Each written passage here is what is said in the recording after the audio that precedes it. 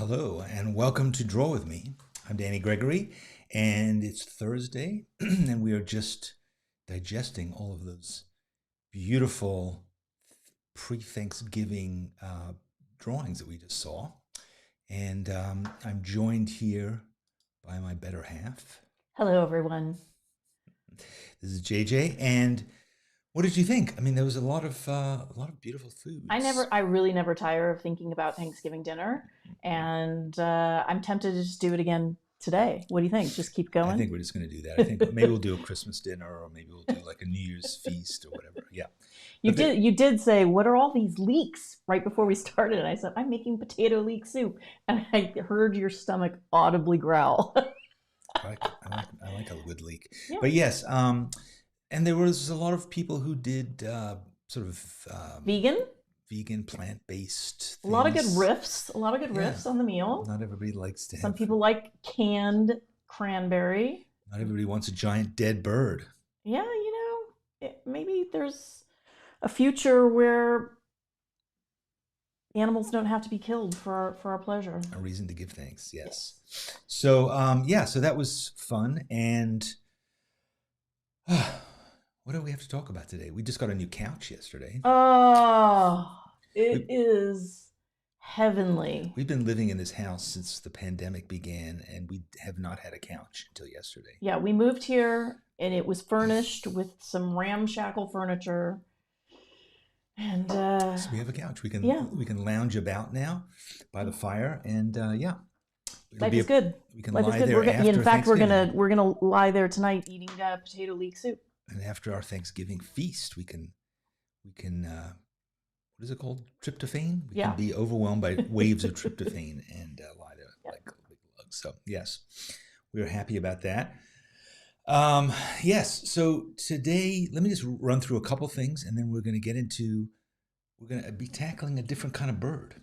We're going, now that I think about it. Yeah. It's another take on a bird. But let me just tell you about a few things that are here, there, and coming up. Yeah. If you haven't already signed up. Yes, we'll get to that. Got it. We're beginning with the podcast continues, I think, to be pretty good. And this week we have Mark Golden on it. Mark Golden is the CEO, founder of Golden Colors, Golden Paints. I mean, let me just say you're so lucky to get him to come on. I know, it's true. What a cool guy. He's a very interesting guy. He's just, he's a legend. So Golden is like an amazing paint company. But what's interesting about Mark and this conversation that we had, which, I mean, honestly, I had to cut it off after an hour because we could have kept talking because there was so many interesting stories from him. But he's worked basically with all of the great artists of like the last 50 years because his father, his uncle, I think maybe even his grandfather were all in the art supply business in Manhattan. So all of the abstract expressionists in the 50s, they made all their paint. And their art supply store was the place that, everybody from like Rothko, Pollock, all these guys hung out there. And then when Mark came up and started his own company, he was making paint for Andy Warhol and all these other guys. So it was just really interesting to talk about that and to talk about his foundation. So if you're looking for something to play in the background while you, I don't know, do calisthenics or make soup. Cook soup. Because everybody's going to want potato leek soup now. Or maybe even draw. You can listen to it. So, yes. Pen and ink wash. That's our workshop that's coming up in a couple the doors days. Close tomorrow. You're out of time. Tomorrow. I know you've been putting it off because you're dying to learn about the kind of beautiful work that Chris Kaler makes, but also particularly using a wash with ink. It is not something that is necessarily, obvious how to do, and he does it so beautifully. He's an incredible teacher. So this is it. This is the last, or the second to last workshop we're going to be doing this year probably. So go to sketch.tiny.us/wash, sign up for it. If you're a Spark member, make sure you get there because, of course, this is part of your membership. So what else? Hahnemühle. This week I'm going to be using this 100% cotton sketchbook. It's my favorite, really. It is great. It's luxury. It is. So it's true luxury. It is a beautiful thing to watercolor in, and some of you will get to do it. Has anybody won anything recently that they would like to announce? I'm just looking back through the chat. I'm sure there are people who've been getting free stuff from Hahnemühle from us, via us. But let me see. I'm just looking. Do you know anybody who? I know that there's here. Rachel G. She won a sketchbook from last week. Yeah, so there's every nice. week. She already got it from last week. She got a zigzag? I guess so. Cool. Because every week we're giving away, multiple ones. So yeah. So what do we have this week? Well, this week we have the 100% cotton. Okay, we have 4. Wow, and these are premium goodness. That's true. Yeah. And then we also have the Cotton metallic watercolor set from Hahnemühle. From Winsor Newton. This would be actually kind of good for today. I should have even thought of that. Maybe I'll do that. I thought that was kind of part of the point. No. When we first talked about it. I have different plans for this. Yeah. Hey, one more thing we should mention. Yes. Just because it's nice. Tomorrow is Veterans Day. Here in America, at least. We know this is a global audience, but veterans, we're going to honor veterans by gathering our family and having potato leek soup. It's a tradition in this country, at least, to have potato leek soup on Veterans Day. Look, but I think I think it deserves a shout out. We are so grateful for everyone who serves, and we've supported Ukraine on this show, and it's appalling that's still happening. And I just want to say thank you. And yes, absolutely. Our nephew is in the Coast Guard, and he won't be joining us. He's based in Boston. But maybe we'll talk to him on the phone. So yes. All right. Good. Well, so today, I'm not even sure how we came up with this idea. JJ and I were just discussing what we would want to do. I'll tell you how we came up with it. Yeah. The success of fish. Fish, yes. Yeah. So a while ago, we drew a fish. And that was the first time I used these metallics, and we thought, like, because we've been doing a lot of kind of fast-paced things of late, right? We do that whole Thanksgiving feast. We did the art supply relay. So now we're going to spend some time on one thing and just go deep. And it's an animal. We decided to go for an owl.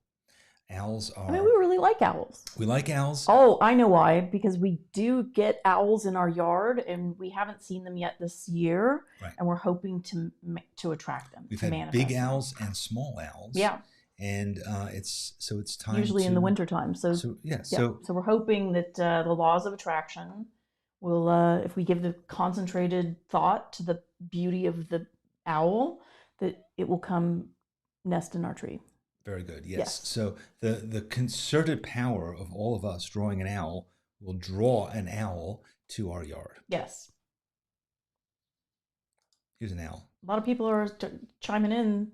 People like owls. Yeah, owls are great. They are cool. Look at how beautiful this owl is.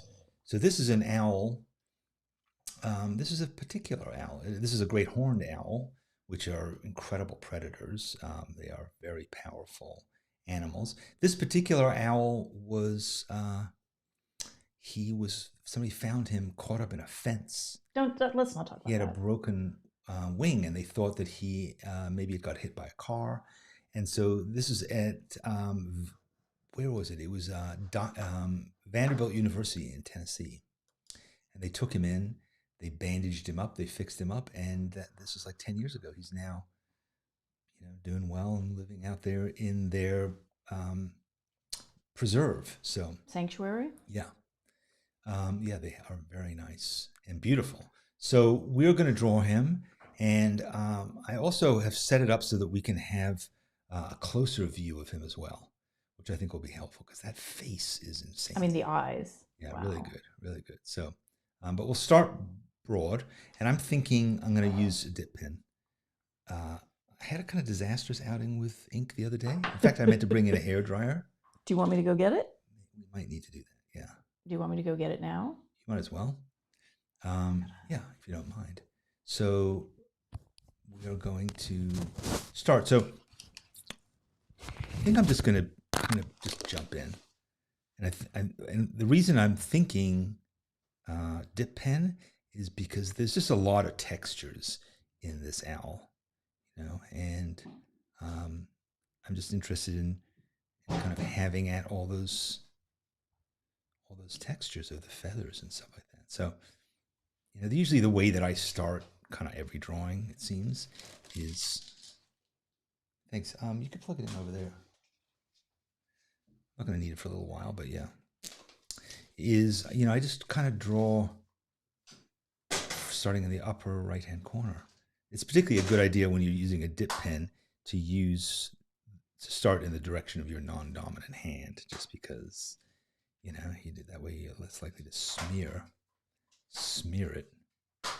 No, you can plug it into that thing, yeah. Sorry, I didn't see that. Cord just really twisted up. This is not a new hair dryer. Whoa, hey now. Whoa. Okay. Hey, look, it's working. It just proves that it's all happening live. Yeah, so we have that hairdryer standing by just because you had a disaster.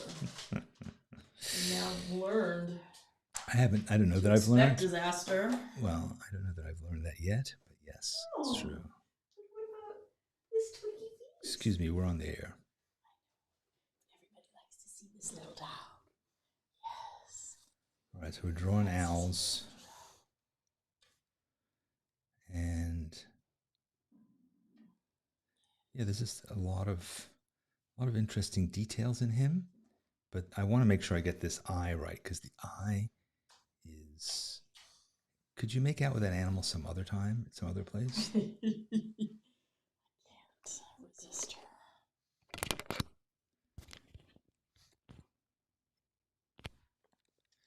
So owls, I don't know a huge amount about them, but they can't move their eyes.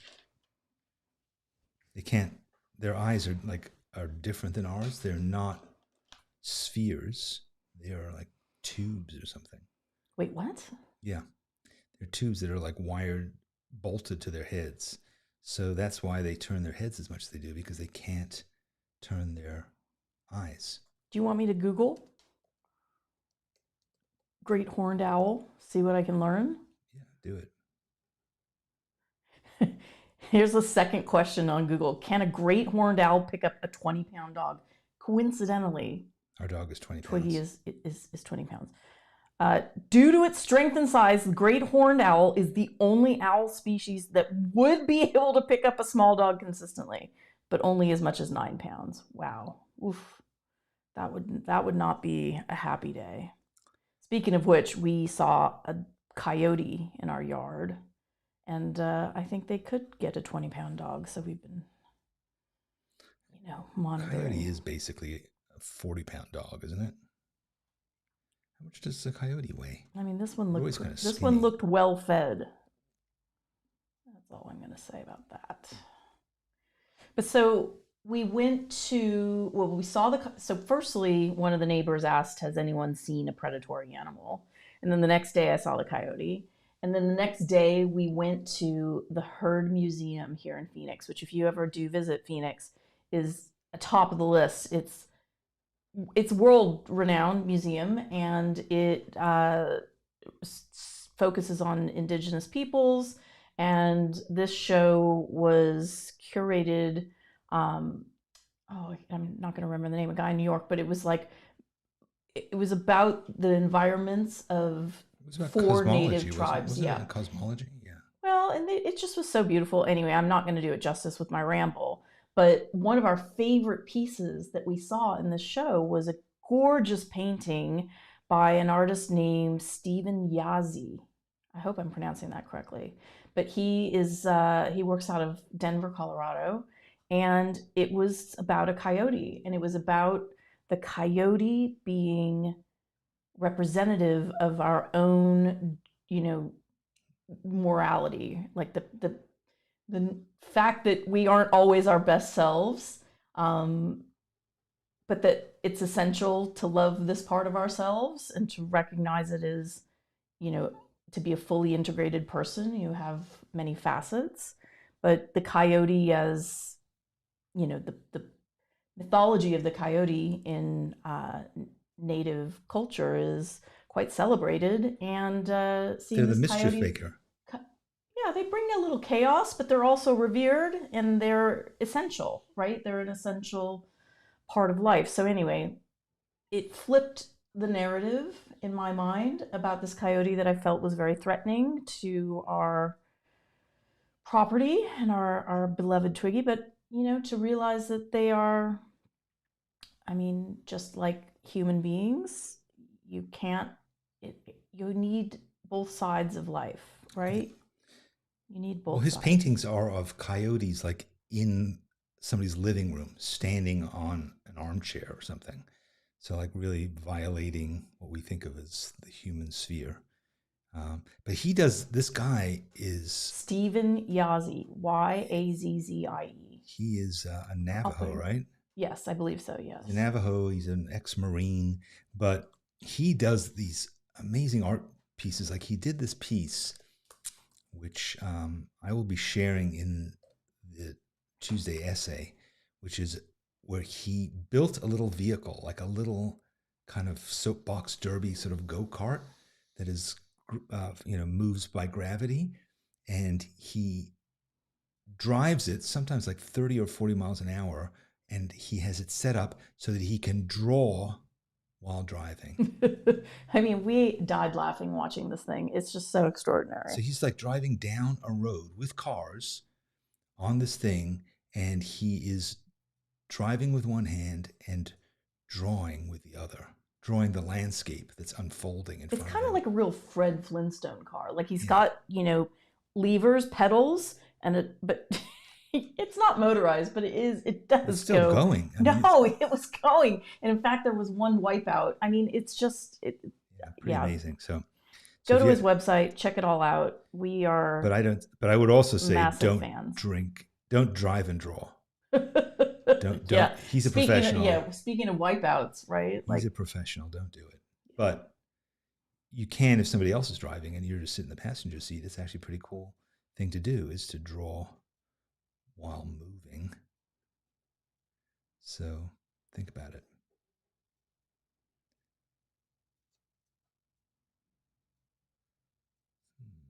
All right, I've Googled great horned owl, and if you would like me to provide some commentary, I'd be willing to do that.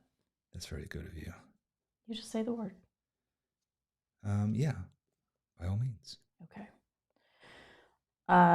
Great horned owls have large eyes. Thank you, Google. Pupils that open widely in the dark, and retinas containing many rod cells for excellent night vision. Their eyes don't move in their sockets, but they can swivel their heads more than 180 degrees to look in any direction. They also have sensitive hearing, thanks in part to fascial disc feathers that direct sound waves to their ears.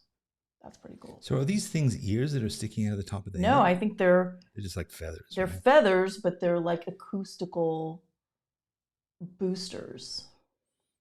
Acoustical boost. Acoustic boosters. Yeah. This is also sort of interesting. Even though the female great horned owl is larger than her mate, the male has a larger voice box and a deeper voice. Pairs often call together with audible differences in pitch. So we've heard owls, yes. Right? This is how we know we had them in our backyard. Although we haven't heard them since, I think the last time I heard them was January of last year. So one evening, a couple years ago, we were sitting out in our backyard, and there's a cable, like a... It was the electric line that runs into our house from the electric pole outside, and we noticed that this pole was waving up and down, bouncing, and we were like, "What is that?" Because there was nothing. It was like there was nothing on it. Yeah, there was nothing on it except it was moving like that. And then we followed it along, and we realized that way over on the other side where the phone pole was, there was a giant owl sitting up there, and he weighed so much that he had was bouncing this entire thing. So, and he sat there for a long time, right? We watched him for we were 20 minutes maybe. Yeah. We were gobsmacked. We'd never seen it before. He was he was just really cool. All right, here's another interesting little factlet for you. Okay. If you hear an agitated group of cawing American crows, they may be mobbing a great horned owl. Crows may gather from near and far and harass the owl for hours. The crows have good reason because the great horned owl is their most dangerous predator. We've seen them harassing hawks. Well, yeah, so maybe these crows so the crows have recently come to our neighbor's yard, and we've been commenting on that. So maybe there's owl activity that we're not yet aware of. Maybe they're going to keep the owls away. Let's. We also had a little tiny owl sitting on the fence one night. What were those? They were like burrowing owls. I think we saw those in Florida. They have kind of long legs. And they're just cute as can be. Yeah. But they're still deadly predators. So. All right. Great horned owls are covered in extremely soft feathers that insulate them against the cold winter weather and help them fly very quietly in pursuit of prey. Their short, wide wings allow them to maneuver among the trees of the forest. Makes sense. That's just lovely. But they're not particularly smart. The whole like wise owl thing isn't true. That other birds are actually smarter than them, significantly smarter than them. I wasn't going to talk about that. Why? Yeah, because we're like trying to attract the owl. We're myth busting here. No, we're trying to bring it to the yard. We want dumb owls. No. Don't be. Yeah. Do people eat them? Oh my gosh! Don't even. That's just a horrible thought to I mean, honestly, I shouldn't be offended because we just talked about eating turkeys, and why is an owl any better than a turkey? I don't know. We should all be vegans. Owls, I mean, turkeys are not particularly. I mean, I guess turkeys are kind of beautiful, actually. I was going to say they're not particularly interesting, but they are actually quite beautiful. Look at those Audubon drawings of owls that he did. They're not even drawings, they're prints, but.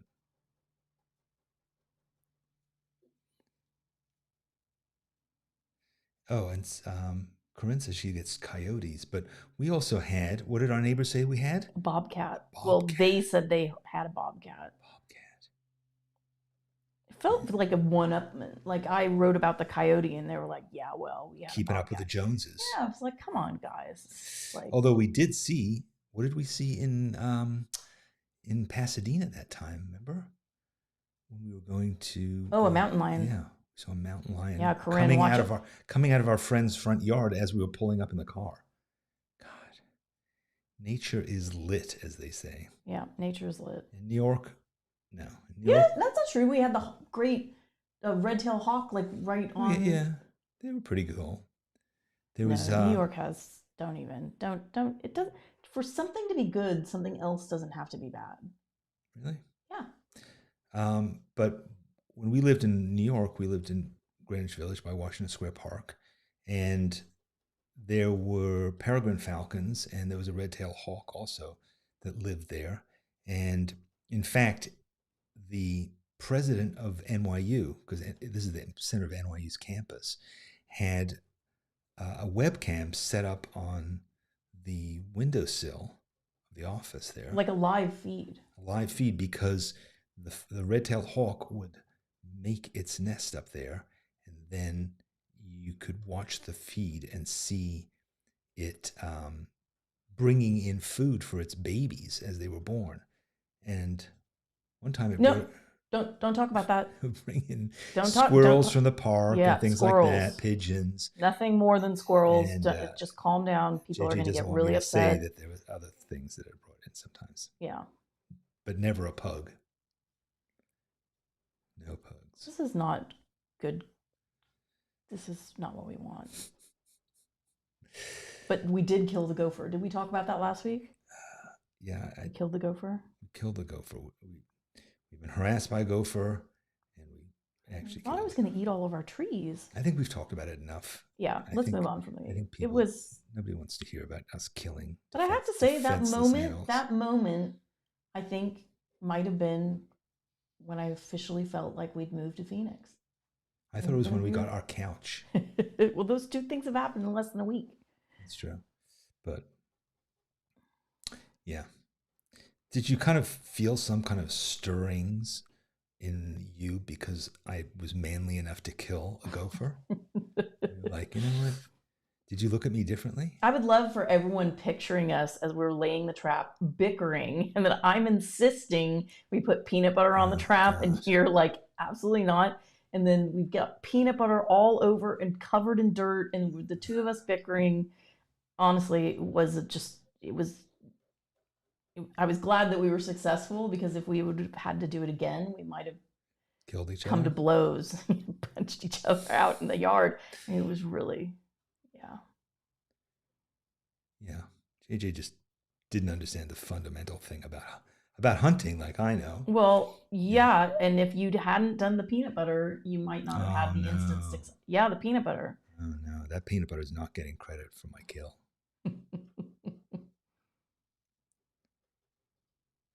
I hope you guys are enjoying drawing this out, because I got to say, there's so much stuff in it, right? There's so many details. You know, I'm trying to think of like great owl art, and the one that comes to mind is Ernest Shepard, who was the amazing illustrator of Winnie the Pooh and of Wind in the Willows. Two really great. I thought you were going to reference your actual personal friend, Walton Ford. My friend Walton Ford is a pretty famous painter. We met when we were 15, I think. And Walton does incredible watercolors. Large format, like really giant. I mean, he does basically the largest watercolors that anybody has ever made. He has the special watercolor paper that's mounted on sheets of metal aluminum that are normally used for building planes with. And his stuff is, if you imagine what Audubon prints look like, but imagine that instead a lot of them have other meanings, other stories to them. And every animal that he paints life size. So life-sized, he did a life-sized elephant watercolor. He did a life-size King Kong. And he's done some beautiful owls and all kinds of birds. Carrier pigeons. He did one huge painting that was like about a sort of an infestation of birds.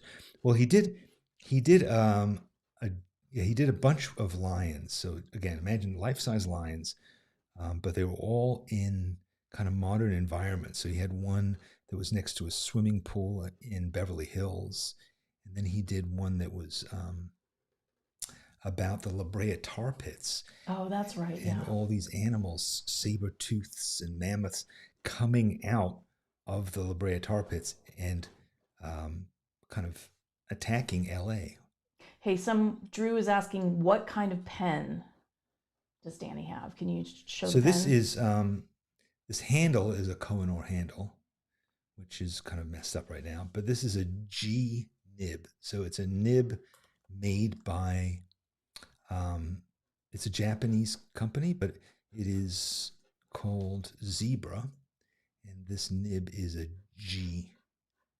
It's called a G because if you look at it from the side, it's sort of, can you see? See that? This side is clogged up, but imagine this is sort of G-shaped, except backwards. So it's called a G nib. As in, gee, that's a cool nib. But it's a pretty basic nib. And they're inexpensive. Yeah, nibs are really inexpensive. You can buy like a box of 10 nibs. You can get this nib mania. Yeah, you can. You know, they make great stocking stuffers. Yeah, so here's a box of nibs, G nibs. You need to position that better. And yeah. There you go. So those are G nibs, and they're a good all-purpose nib. A lot of manga guys use them. You can use it. You can manga use it for, guys and Danny Gregory.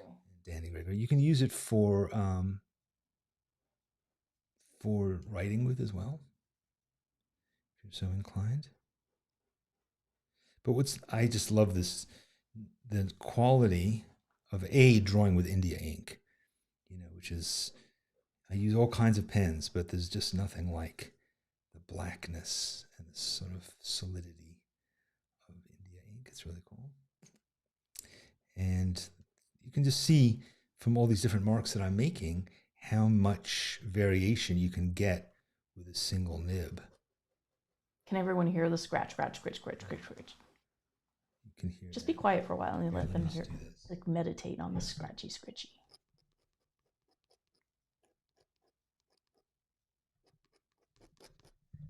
So that's some pen porn right there. Pen. What is it called? ASMR? ASMR. Yeah, something like that. Yeah, ASMR. Pen style. Losing my place around here with this. Oh, and there you can hear pug breathing, pug snoring in the background too.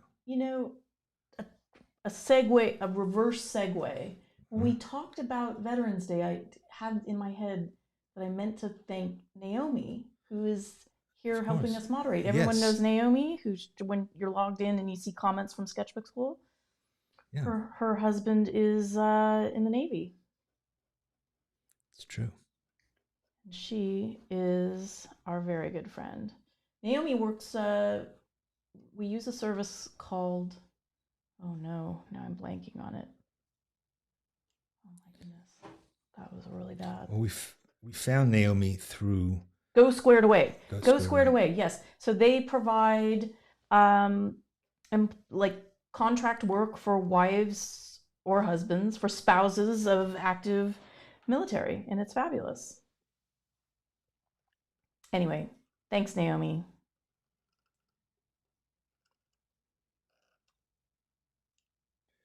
Yeah, so this is,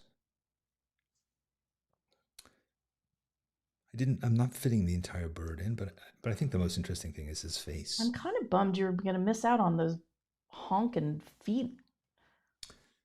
Yeah, it's not a great picture. It's not a great view of the feet. Yeah, that's true. So, because he seems to have like a bracelet on, like a shackle. Oh, Chris Seidel doesn't know about this. All right, I'm going to have to Google ASMR. ASMR. It's not ASMR. It's something. I'm pretty sure it is. Meaning. Okay, let me. Is it ASMR? No. What is it then? Oh, maybe it is. Okay, sorry. I'm gonna put it into the. I'm gonna put it in the comments. So ASMR is, I don't know. It's a phenomenon that people. I'll read it. Coined in 2010, ASMR, which stands for Autonomous Sensory Meridian Response, is a relaxing, often sedative sensation that begins on the scalp and moves down the body. Also known as brain massage, it is triggered by placid sights and sounds such as whispers, accents, and crackles, or scritchy scritches of drip pen. It's sort of the opposite of nails on a chalkboard. I haven't personally experienced it, though. I think it's like your brain needs to be wired a particular way for you to have that experience. It sounds really cool, though. But if you go on YouTube and you just type in ASMR, there are thousands of videos of women talking into microphones, or even like things like brushing their hair and right into the microphone like this. All right, don't be creepy. That's what it is. Though. Yeah, but it isn't like the way you're doing it. 1, don't be creepy, and 2, don't make fun of it. Yes. I'm doing neither. I'm naturally creepy, but I wasn't doing anything particularly attempting to be creepier. No, it's a real thing, and people, I think people find it. It's brain massage. People gotta get a brain massage where they can. I like that idea. So that's one of the many benefits of using a dip pen. Brain massage, line variation, India ink. Your owl is looking beautiful, I must say. Well, thank you. But I'm kind of thinking, I don't know that I want to put watercolor on it. Come on. I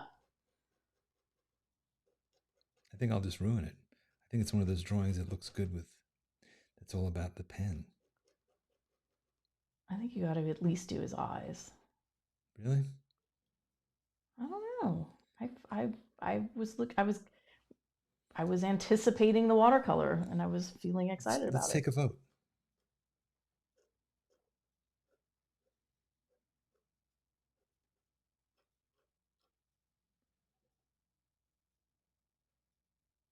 I don't think I got his eyes quite right, but particularly this one, it's a little bit off. Needed to curve in more. But I suppose I could put a drop of white gouache in there, fix him up. Be a bit of a cheat, though.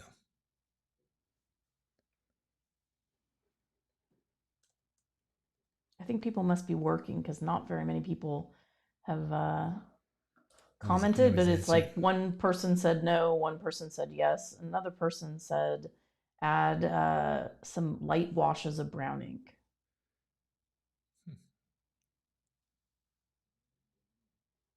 A few more yeses trickling in.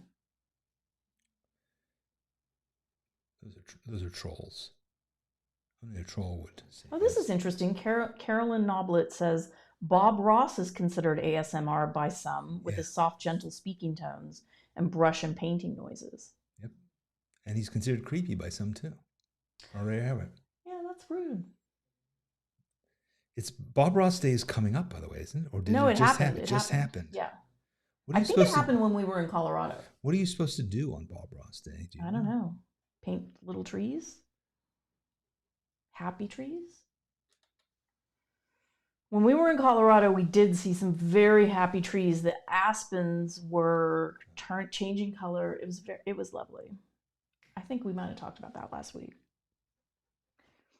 All right, Laurel Ashlock. I was hoping to see the metallic paints on the owl. See, that's what I was looking forward to also. And why did I go get the hairdryer? Why did you put me through all of this trouble? Yeah. Because I want you to feel useful. Like you have a purpose in life. My purpose in life is to be Twiggy's mother. And I was hoping that I could get, maybe get a blowout, get my hair straightened. Yeah, cute. What do you think? I have to keep hoping for quite a while till the next lifetime, or until you travel to India for hair plugs. So the other day, I was in line at a government. I was trying to deal with our government paperwork for the business, and there was someone who had helped me, and I had to come back with some additional documentation. And when I got to the window after waiting in line, I couldn't remember the guy's name who had helped me. And he was so nice. And of course I had it written down right on the paper I was holding, but I didn't think to look there.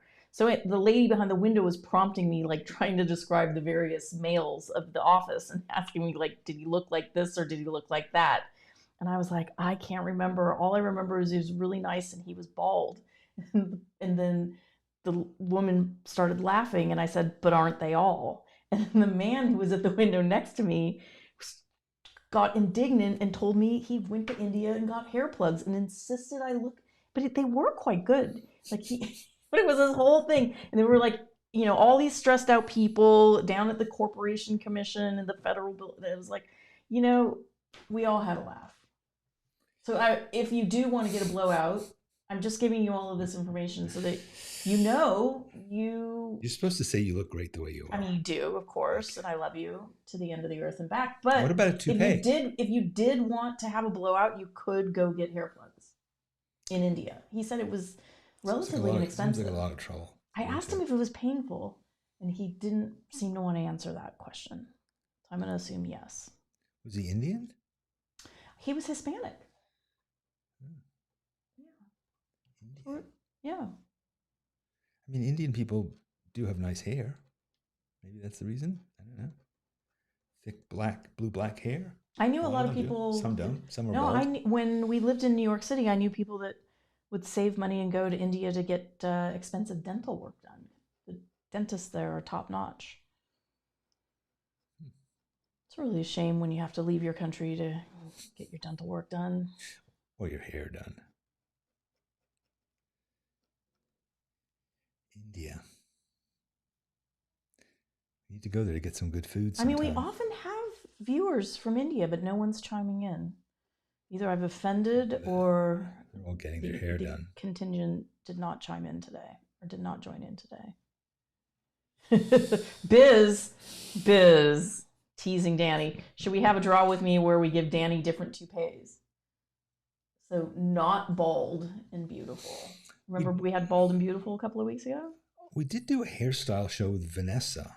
Do you remember that? A couple of years ago, we had Vanessa Brantley Newton, and we drew crazy hairstyles. Because she often wears, like, she has different hairstyles sometimes.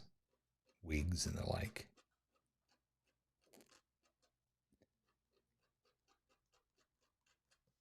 There's that ASMR.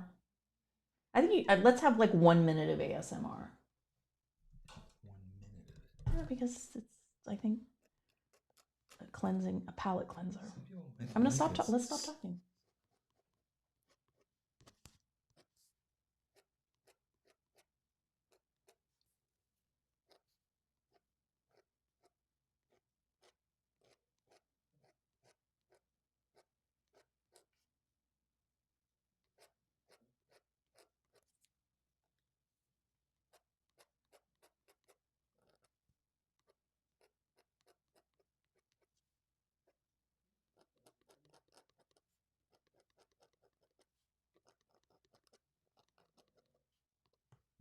Okay, I timed it. That was a minute.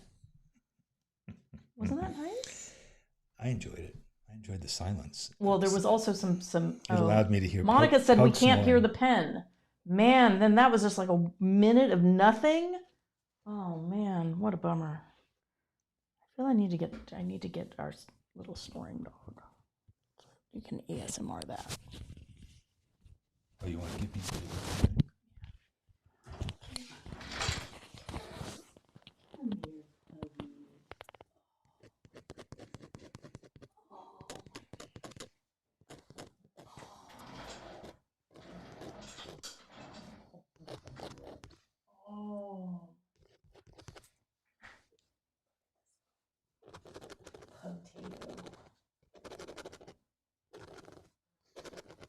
Here's your mic back.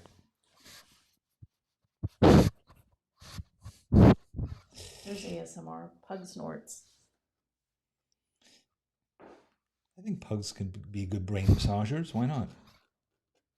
All right. Well, that's looking pretty good. But are you done? I just. Really not going to do any paint, huh?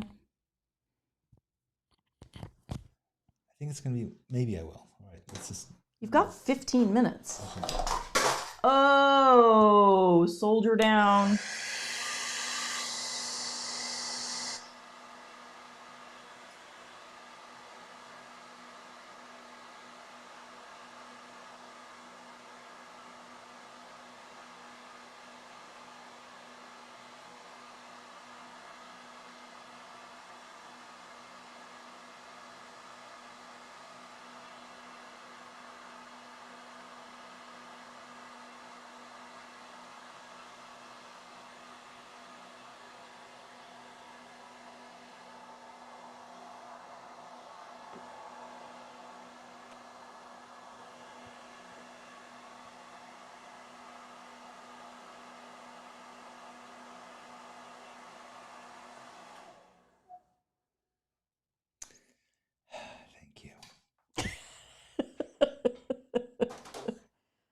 This is an odd program. This is the first time that you're watching Draw with me. It's not usually like this. It's not usually like this. Usually what happens is I come out, I do an incredible drawing. I think you did do an incredible drawing. Weeping. Nobody weeps. That's the only sound you hear is weeping. Oh, Lordy. Betsy Glass is asking about your moment of Zen. When was your moment of Zen? No idea. Yeah, that was at the end of the Daily Show when Stephen Colbert did it. I think. Could be wrong. Okay. Okay.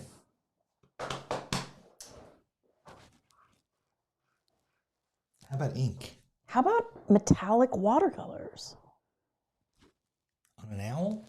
I mean, you know those feathers are iridescent. I know, I just don't have my palette set up, so I don't know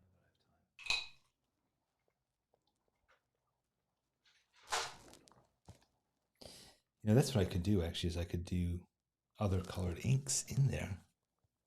Go for it.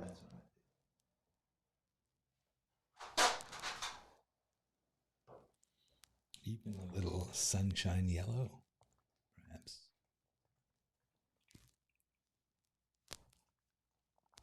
And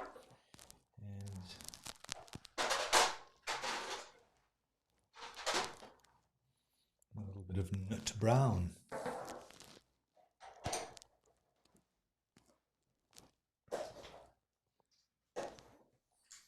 It's a good thing I have extra nibs. Extra pen holders.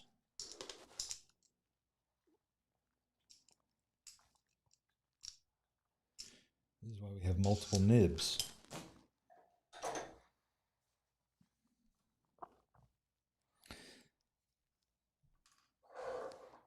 Because I could, I could wash my pen, but not in your coffee, the way you usually do. Done that way. It's true. See, what's nice about this, as opposed to just putting a wash over it, is, it has some texture to it as well.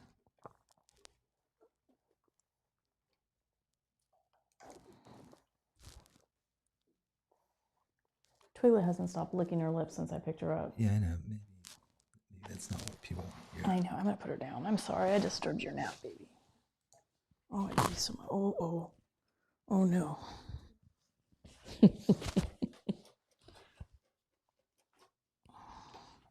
Yeah, I think this is quite nice, actually, having a little bit of subtle color. What do you think? I love it. I think it needed color. And I wanted my hairdryer efforts to be rewarded. All I can say is you saved the show. What would you have done? Could a paper towel have equally? No, because if you use a paper towel, first of all, with ink, a paper towel would be disastrous. A paper towel would be fine for like mopping up a mess, or maybe very, very carefully you could stick the corner of the paper towel into a big clump of ink and it would suck up some of the ink. But it's not gonna. The chances of a disaster are really pretty high. Not recommended. And then if you, the hairdryer just allows you to, just knock it all back. And some of the nice things is like when you get like here, you can't really see it, but like some of these things of ink are actually pretty thick ink. They're reflective, actually. So now I'm going to have yet a third pen, hopefully. Man, we were doing some mixed media this week. Yeah. Mixed media artists are really, really attached to their baby wipes. Wrong nib, that's why. To their baby wipes. Oh my gosh, we were baby wiping these pages left and right. It's like the essential mixed media kit. Is that because they have they use a lot of kind of gloppy medium? Yeah. Gloppy. Gessos and gloppy. Scritchy scratchy. Gloppy. These are all technical terms. Don't be thrown by them.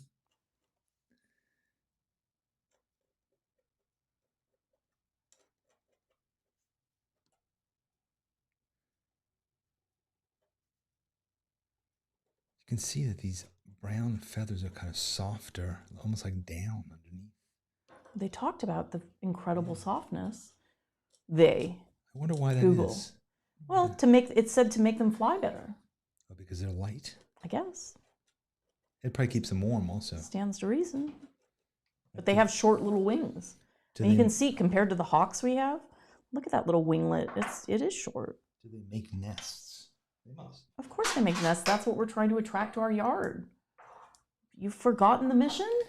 I'm bringing in brilliant green. Oh no. What? Are you going on the background? If you squint your eyes, and like kind of take the bird in the foreground out of there, the background looks like the Matrix. Look at it. Squint and look. It's the Matrix. You see, I have this, and I think that brilliant green combined with a little bit of canary yellow. Oh, is this for the eyeballs?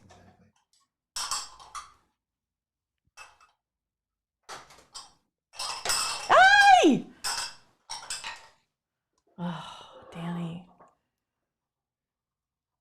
Hey, Carol Boss is here. Oh, hi, Carol. Carol says, are you going to add color to those wild eyes? Well, funny you should ask.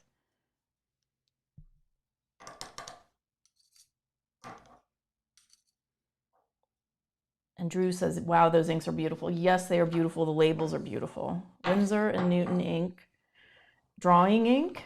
Right, Danny? Winsor Newton drawing inks? Winsor Newton drawing ink, yeah. What makes them so good? They are, they're beautiful colors. They're nice and transparent. They are, I mean, maybe you want to not use a dip pen for these eyes? Oh, wow. I have fear in my heart.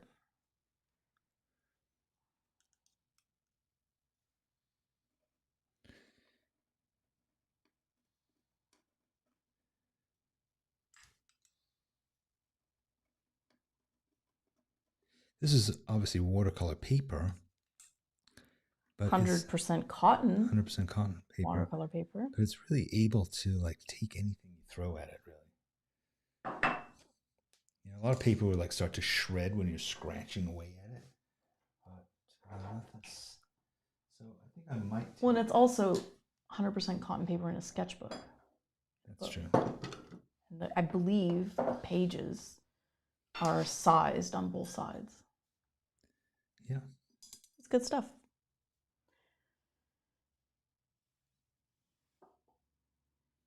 And we have Carol Boss to thank for the 4 units we're giving away. That's right. Thank you, Carol.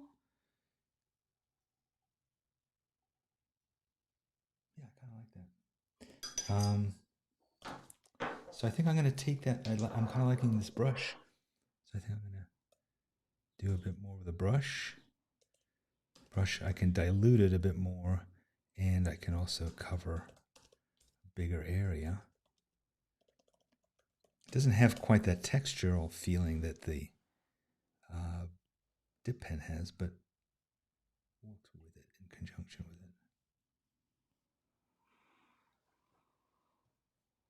it. Yeah. Are you going to do any writing?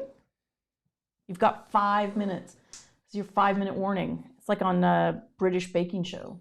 Drawers, you have 5 minutes. Uh-oh, now you have 4 minutes. No? Yeah, maybe I will. Maybe I shall. So many pens here, I can't even figure out which one is the right one. Okay, how about this?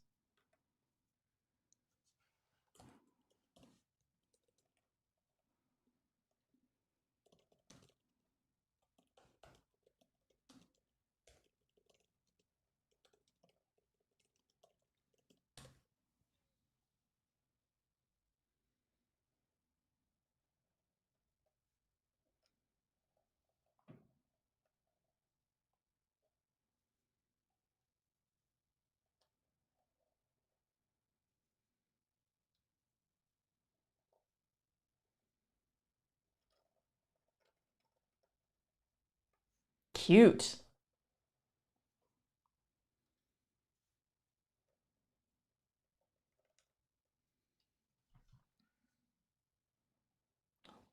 Look at that. I think that's nice. I think that's delightful. Thank you. All right. All right, I think you're done. I think I'm done. Hands up. Step away. I mean, this is what they do on the baking show, right? Yes. Snails is asking to talk more about the nibs. Okay, so let me just say, you can't go wrong with just buying a nib or two. If you see some nibs, you're asking about whether there's G Professionals and G Comic. They're probably the same thing, honestly. G is because of the structure of the nib. So if you look at this nib again, can you see here that this is sort of a G shape? You see that? Looks like a little G. And the reason that little slot is just a thing that holds the ink, so that when you dip it in, it holds enough ink so you don't have to dip again and again and again. That's what you want, is to have some of kind of a reservoir. That's what the G is. You might feel like I need to get exactly the right nib, and the reason you feel that way is because you probably never used a dip pen before, and you feel like I need to get that exact right one to get the right effect. No, it's different strokes for different folks. Yeah, and the fact is, yeah, it's like most these kinds of nibs, and by these kinds of nibs I mean not really super flexible, like flexible nibs, or super hard nibs, or like a copper plate nib. Most of these nibs are, they vary in how you use them, and just because you like it doesn't mean everybody will this like is a it, common right? one. This is sort of the most generic kind of one, but I think it's not. It seems daunting just because it's new, and I would say just buy a few. Try a couple. They cost like $1 or $2. Buy a few different ones and try them out. When you first use them, it will probably be a disaster. They're difficult to use at first. They're bulking, and I taught a workshop on this, which I think would. No, you can't buy it, so don't promote it. Yes. Anyway, you missed it. Look, we only have 1 minute. You got to tell people to share these owls. Okay. Hold on a second. You've got 1 minute. 1 minute. I hope you've all enjoyed having JJ here. This farewell performance. I'm gonna go put peanut butter on some traps. All right. So I just want to remind you of an awful lot of things here. Everything from the pen and ink wash, which is this weekend. Again, if you want to learn about using a pen, not a dip pen, but just about every other kind of pen, Chris Kaler is your man. And that's going to be this weekend. If you would like to get one of these beautiful 100% cotton Hahnemühle sketchbooks, write to us, info@sketchbookschool.com. Tell us why. Include your U.S. only mailing address, no P.O. box. Correct. Come on, say this over and over, and then still half the people write with no address. If you write with no address, you're instantly deleted. Sorry. Excuse me. That person off camera is responsible for ultimately dealing with your email. So hashtag SBS Draw with me. Show me your owl. Send those owls out. Don't email them to me, though, and don't send them to info@sketchbookschool.com. You can send them to info. It's fine. Send them to info. Post them on social media. Ideally, post them on the yard. You to do. Yeah. You don't mind if I just lower your microphone? Yeah, but you're giving people bad info.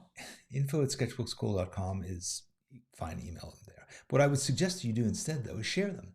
Put them out there in the world. Put them on Facebook. Put them on Instagram.